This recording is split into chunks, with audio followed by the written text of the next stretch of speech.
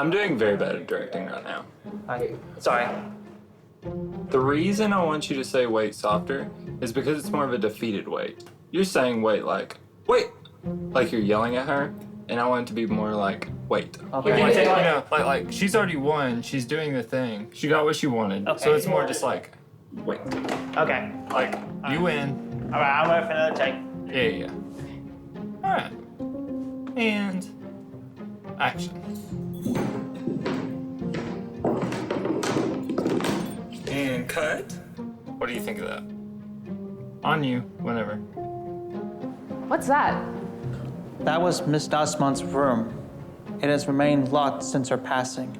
The electricals are faulty. 3, 2, 1. I messaged Zac, said, hey, we need to do something for Halloween. I have this thing in mind. Pitched him an idea. He said, that kind of sucks. I got a better idea. And it was a better idea. The Red Room. What drew me to the H.G. Wells story originally was that it was a ghost story without the ghost. And so it was just a story about being afraid of being afraid. And I really struggled with how to adapt it at first into a screenplay. The first time I wrote it was last January, and I kept it mostly the same, with the main character being a journalist who's investigating a haunted mansion. It was updated to contemporary times, but it still felt very ordinary and plain. After a few months gone by, I took another crack at it, but this time I updated the main character to be a YouTuber in contemporary times, and they were investigating haunted places. This time it started to feel a little bit hokey, so I put it down for a little bit. Then when I decided that this was the project I wanted to do next, I picked the script back up and took another stab at it. And that's when I got to the Sunset Boulevard and all those references. It was just kind of an evolution on the idea of the YouTuber and the camera. Like, I really like that whole meta aspect, so I guess I just turned to that movie and started pulling things out. 100% honest, I didn't read it. I saw the pictures. I saw the red accents. I saw the creepy looking house. And first thoughts was, I'm in. So with about 2 months left before Halloween, the script was done and it was time to move on to casting. So Zac reached out to me on Instagram and backstage. I've been a working actor since I was about 16, so I have a decent backlog of films that I've worked on, film clips that I've worked on. So I have that up on backstage, and the purpose of the reel is to attract the attention of people who may want to work with me, and in this scenario, it worked out. When I first got the role and I got a message from Zac asking me here if I can do a role for Max, and I had no idea what Sunset Boulevard was about here. When I looked up the film, it was a 1950s classic film here about Noma Dustman. You know, the people are terrified of me because of that role. A lot of people look at me as if I'm going to go, you know. I agreed to take this role, and it was my very first short film because I never had a speaking role before in my whole life. The other actor and I, when we got our scripts, we decided that we wanted to rehearse a little bit beforehand. That's pretty standard. We didn't actually meet in person until the day of the shoot, but we did some online read-throughs of the script. We would read the script here sometimes 2 or 3 times here to get ourselves motivated. I'm never sure if actors will want to do a read-through. Some people seem to find it helpful, some don't. In hindsight, doing 8 pages in one day, I probably should have been more hands-on with the read-through. For me, as an actor, I try to do things as naturalistically as I can, but I find that if I over-rehearse beyond memorizing my lines, then it comes across as quite stilted. So I want to keep things as fresh as I possibly can, and to me that means a very delicate balance of understanding my character and understanding the inspirations behind the story, but also keeping things as organic as they can be and actually reacting naturally to the things that occur on set.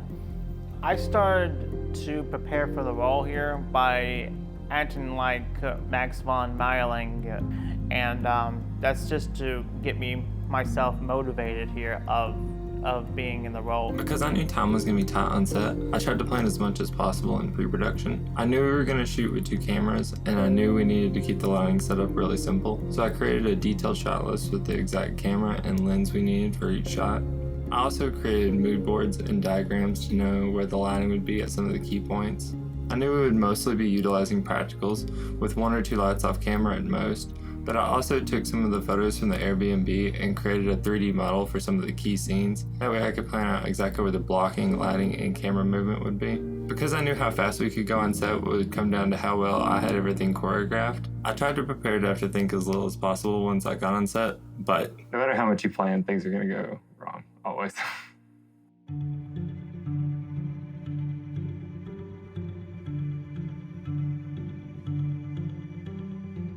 We are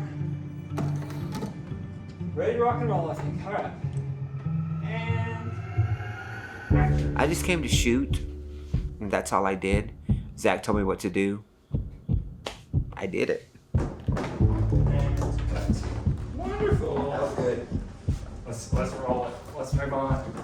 I think it'll be good. I watched like 3 quarters of the way through, and then I was like, wait, I'm in the way. Zac's really good at ironing out details, planning for almost everything. I'm not. I just like getting there and seeing things and being like, okay, this is what I think we should do. No. The whole thing was too simple. Oh, okay. Like you were at like a medium, whatever, close. I'm thinking more like medium wide. Like I said, I don't really read the script. I probably should read the script because it would probably help me out. And I do. I glance over it. I look at the pictures. I get a gist of it, but I don't really know what's going to happen. Zac knows exactly what's going to happen because he's going to be editing all this. My very first experience of being on the set here, I felt like this was really happening. I mean, I can't believe this is my very first short film I'm ever going to be in. I actually was stuck. I'm Judy. Cut. That's the scene. I fucking love that. That was great. I love it. I'm gonna have the crazy screws right here because that take out smashed it right. I thought the pace of the shoot was great, actually. I'm used to working under pretty extreme time crunches. I've been in features that were shot in 3 days, so it's really no new thing for me to work very quickly in the context of a film shoot.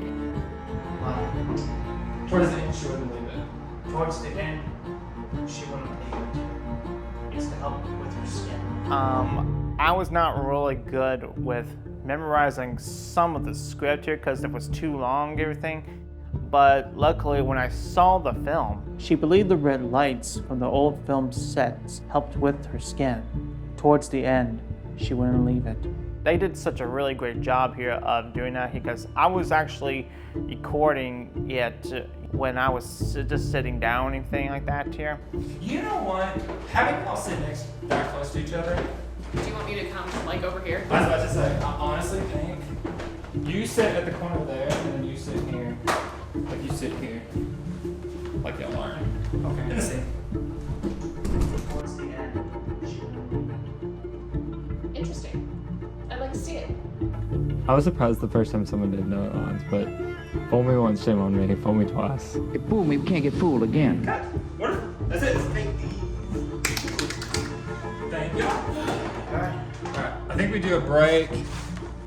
Honestly, I have to apologize to the actors because they probably saw me being really goofy and they're probably not used to the camera guy being really goofy and acting up and cutting up. That's just my way of showing the actors that, hey, life's not that serious. I know we're trying to shoot something magical here. We're trying to do something. We're trying to show our art to the world, but at the same time, it's like, don't take yourself too serious. At the end of the day, I hope this goes to Hollywood, but it's probably not going to be in Hollywood. You know what I'm saying? Don't take yourself too serious. It's not like I'm gonna go to Hollywood here just quite yet over here, only when I'm offered here. I would never live in Hollywood here because I'll miss out my friends in Arkansas. You know, I've done really fast shoots like this before, so you don't really, in a shoot this quick, you don't really have time to get too caught up in like whether or not things are going well because you have to just get through it.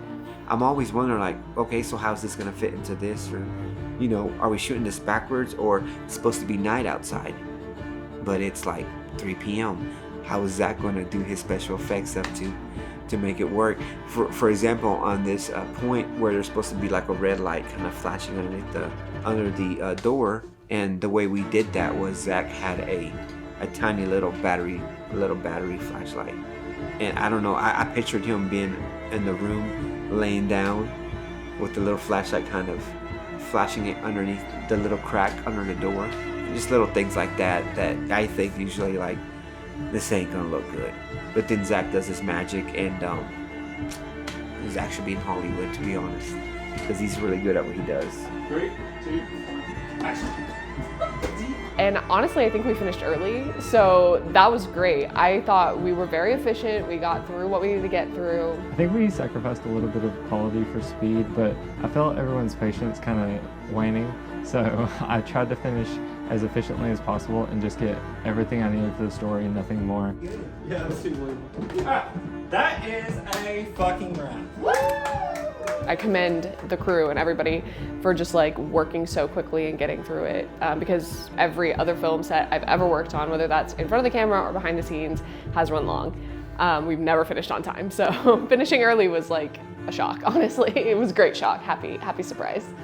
I probably could have hit focus a little bit better a few times, but it was just too many things going on at once to really focus on everything and make sure everything's good. Importing footage after a shoot is always a very sobering experience. I always forget something, and this time it was the inserts. I planned to go back and shoot a bunch of inserts at the end of the shoot, but I forgot, and had to shoot a bunch of those in my house. So hopefully people don't notice that they're shot in a different location, but other than that, the only other big mistakes I made was with framing, composition, and leaving the mic in shots. But those are all things I could fix with enough work in After Effects and whatnot. It kind of goes from being like kind of darkish to go into the room where it's like all red, and then, you know, the light flashes or whatever, there's the different effects, and then it turns into like daytime again. This is all shot in the same day, in the same span of like 4 hours, 5 hours, I think is what it was. But Zac does such a great job with editing that he makes it look like it's morning, afternoon, night, or the whole room is red, and then, hey, it's morning again. Meanwhile, we've been shooting same day, 4 hours. Zac's the man, you know, and I feel like what he doesn't know how to do, he's gonna reach out to friends and colleagues and try to figure out what's the best way to do it. And in this case, he reached out to the best cinematographer that he knows, and that's me. Kind of sad, I know. Zac doesn't know any better cinematographers. I'm kidding, of course. But I'm so honored to be part of this project. Once again, this is a big deal for two guys like me and Zac, coming from a tiny town in Arkansas to making these short films. And this is only our second one we've made. From our first film that we shot to this one, The Dread Room, I mean, I feel like we've grown from by leaps and bounds. I was on a 6-year hiatus, which means I took a break from acting here, and COVID-19 happened here. I nearly lost everything. And after a family disagreement, I moved back to Arkansas to start all over again. That's when The Red Room has happened, and it really changed my life also here at being my very first short role. And it was really fun, actually. It's nice to work with someone who is just like first starting out. And of course, like, there are always some hiccups when like it's your first set and you don't really know exactly what you're doing yet, but it's nothing that is insurmountable. Okay, so we just did the same. Yes, we're good. All right. All right. Yes, sir. I would not be surprised, guys. Not the least surprised, guys. If here in 2, 3, 4, 5 years, one of our videos that me and Zac shoot, and you know, and all our colleagues, I have no doubt in my mind we're gonna be able to send one of these to Sunset to Sundance or something like that. You know, some big film festival, and you know, someone's gonna buy it. And you guys are never gonna see us in Wicks ever again, because we're gonna be living in Hollywood, making big movies. So enjoy us while you can. Oh my gosh. I personally hate watching myself on film. Like, I always think I could do better. So it's really hard for me to be like, oh, I hope the audience feels this way, because like, I know how I feel when I watch it, and that's just like, and it's nothing to do with like the production or the writing or anything. I just hate watching myself perform. So I hope they like it.